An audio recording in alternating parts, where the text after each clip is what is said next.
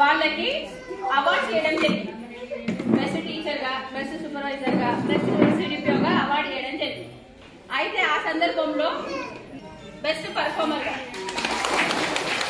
ఇది వచ్చింది అంటే అక్కడ ప్రశాంతి చూసి ఇవ్వలేరు ఎవరు. ప్రశాంతి పేరుకు రాలేదు.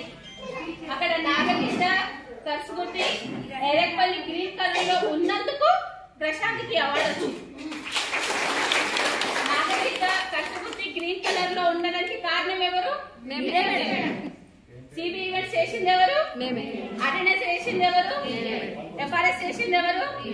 ఆపారెడ్డి చెయ్యకపోతే ఇది చేయండి అమ్మా అని చెప్పిండొచ్చు, కానీ పని మొత్తం చేసి ఆ విధంగా చేసుకున్నాను. మళ్ళీ మీకు ఇంకా చదువు రాదు ఉందని మీకు రెగ్యులర్ చేసేసిన మీకు సపోర్ట్ టీచర్స్ తోనే మీ కోడలా ఎవరో ఒకరు చేసుకుంటాం. అందుకే ప్రశాంత్ గారికి బెస్ట్ అవార్డు ఇవ్వడం జరిగింది. ఎందుకంటే మీరు చేసిన పనులు మీకు తను సకాలంలో రావచ్చు, కానీ మీరు ముందు ఎందుకున్న స్క్రీన్లో ఆ విధంగా పని చేసినందుకే ఇప్పుడు నారాయణ పీడిగారితోని బెస్ట్ అవార్డు తీసుకోవడం జరిగింది.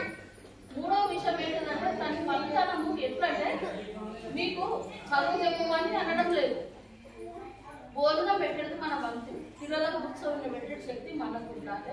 మనం ఏంటిది వాళ్ళ పిల్లలకు జాగ్రత్తగా శుభ్రత పాటించాలి. వాళ్ళకు తర్వాత 3 సంవత్సరాలు అయిన తర్వాత అక్షర జ్ఞానం కూడా నేర్పడం జరుగుతుంది. ఆ విధంగా చెయ్యాలి. కానీ ఆ బుక్స్ పట్టుకొని అంగన్వాడీ టీచర్లు ఆ విధంగా ఏది చేయకండి.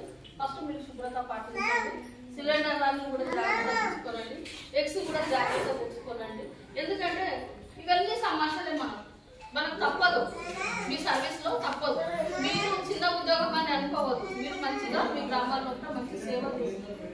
ఇప్పుడు ఎంఆర్ఓ వాళ్ళు కూడా మీకు ఎందుకు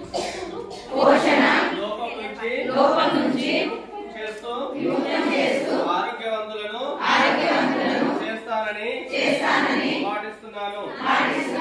జాతీయ పోషణ మాసం సందర్భంగా నేను ప్రతి ఇంటికి సరైన